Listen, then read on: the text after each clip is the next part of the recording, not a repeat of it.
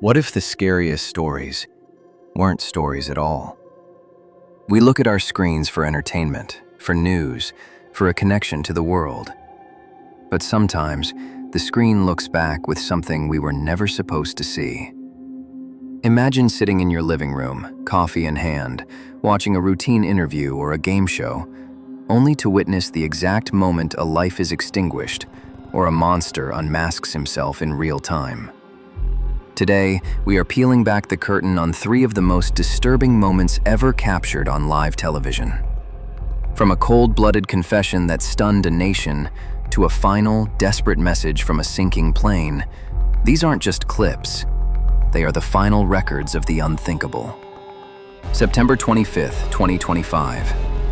The newsroom at CBS 6 in Albany, New York, is buzzing with the usual chaos. But among the sea of press releases and weather updates, a 2-page email arrives that brings everything to a halt. It's a rambling, incoherent manifesto, centuries-old laws, Arnold Schwarzenegger, and demands for legal immunity. But it wasn't the content that chilled the producers.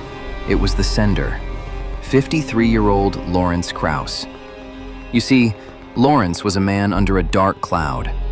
For 8 years, his parents, 86-year-old father and 83-year-old mother, had simply vanished. Lawrence told the neighbors they'd moved back to Germany. He mowed their lawn, he cleared their snow, and for nearly a decade he collected their Social Security checks. The mystery only unraveled 48 hours prior to this email, when police, suspicious of the financial trail, dug up the Kraus's backyard. They found what was left of the elderly couple. Instead of fleeing, Lawrence did the unthinkable. He offered CBS 6 an exclusive live interview. The condition? They had to publish his manifesto. The network agreed, and within an hour the cameras were rolling. The air in the studio was thick. The reporter didn't mince words. She asked the question the whole world wanted to know. "What did you do to your parents?" Lawrence didn't blink. "I buried them in their property," he said, his voice flat, devoid of the tremor of a grieving son. Then came the detail that made viewers cold. When asked if his parents knew they were dying at his hands, Lawrence leaned in. "Oh yeah," he replied. "They knew that this was it for them." I want to hear from you. Yeah. What did you do to your parents? I buried them in their property. You buried them in the backyard of that house in Albany. Right. When it actually happened, when your parents died, did they know it was happening to them? Oh yeah. And they knew it was at your hand? But yes, no one else's. Right. So they realized what you were doing to them as it happened. Yes. They knew that this was it for them, that they were perishing at your hand. Yes. And it was so quick. How did you do it? Yeah, I can't talk about that. Well, you've just told us that Right. it was at your hand. Right. Were there drugs involved? Was No. there a suffocation? You suffocated them. You suffocated your parents. Yeah. He admitted to suffocating them, claiming it was an act of mercy because they were old. But neighbors remembered a different couple, vibrant, gardening, sharing mint leaves with local kids. There was no mercy here, only cold, calculated theft of life. As Lawrence walked out of the studio, the red on-air light faded and the handcuffs clicked shut. He is currently awaiting trial, leaving behind one of the most chilling confessions in broadcasting history. September 2nd, 2011. In Chile, the hit live show Calle 7 is in the middle of a high-energy competition. Suddenly, the music cuts. The host's face goes pale. He interrupts the broadcast to announce a tragedy involving their own colleagues. Quiero que paren la competencia, por favor. Nos acaba de llegar una información muy difícil de entregar. No habíamos querido decir nada antes de chequear bien lo que estaba sucediendo porque compromete a personajes del canal, a personas muy queridas, a un equipo del canal, entre ellos Felipe Camiroaga y Roberto Bruce, que también estaba en aquel vuelo a la isla de Juan Fernández, según tengo entendido. Es información que nos está llegando en este momento. El Ministerio de Defensa informó esta tarde el presidente de la República que un equipo de TVN iba al borde de una nave de la Fuerza Aérea de Chile que capotó en el archipiélago de Juan Fernández. A C-212 Chilean Air Force plane had gone down. On board were 21 people, including the nation's most beloved TV presenters, Felipe Camiroaga and Roberto Bruce. They were traveling to Robinson Crusoe Island to report on earthquake reconstruction.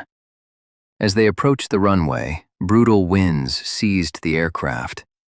Witnesses saw it lose altitude and plummet into the Pacific, just a mile from the shore.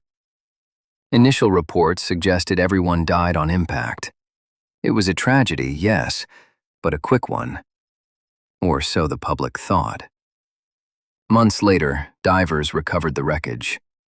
Among the twisted metal, they found a simple water bottle floating near the site. Inside was an SD card. When investigators pulled the data, they found hundreds of photos. Most were typical travel shots, but the last two changed everything. One photo showed the plane's window completely submerged in water. These photos were time-stamped after the crash. The horrifying reality set in. Some of the passengers, including the cameraman who had the presence of mind to seal his SD card in a bottle, survived the initial plunge. They weren't killed by the impact. They were trapped in a sinking metal tomb, watching the water rise through the glass, knowing the world was watching their search on the news while they drew their final breaths in the dark. Rolando Mendoza, a 55-year-old former police officer with 30 years of service. A man who felt betrayed by the system after being fired over contested drug charges, losing his pension and his dignity. On August 23, 2010, Mendoza boarded a tour bus in Manila, armed with an M16 rifle. He took 25 people hostage, mostly tourists from Hong Kong. His demand was simple: give me my job back. What started as a manageable negotiation turned into a psychological breakdown, broadcast live to millions. Because Mendoza had a working television on the bus, he was watching the same news coverage the world was. He saw the police tactical teams positioning themselves. He saw his own brother being tackled and arrested by officers on the street outside. That was the breaking point. Seeing his family mistreated on live TV sent Mendoza into a blind rage. He opened fire on the hostages. The bus driver escaped through a window, screaming to the cameras that everyone inside was dead. The police launched a chaotic, botched assault. They used sledgehammers that didn't work. They threw tear gas. In the end, a sniper ended Mendoza's life. But the damage was done. When the smoke cleared, the world learned the bus driver was wrong. 9 hostages had still been alive when the assault began, but 8 of them didn't survive the crossfire. It remains a staggering example of how the live nature of modern media can turn a crisis into a catastrophe. We live in an era where everything is recorded, but these moments remind us that some things are too heavy for a lens to carry. Whether it's a killer seeking fame or a victim seeking a final witness, the screen doesn't just show us the world. It captures the moments when the world breaks. What if the scariest stories weren't stories at all? Now you know. If you're still here, it's because you can't look away. Until next time.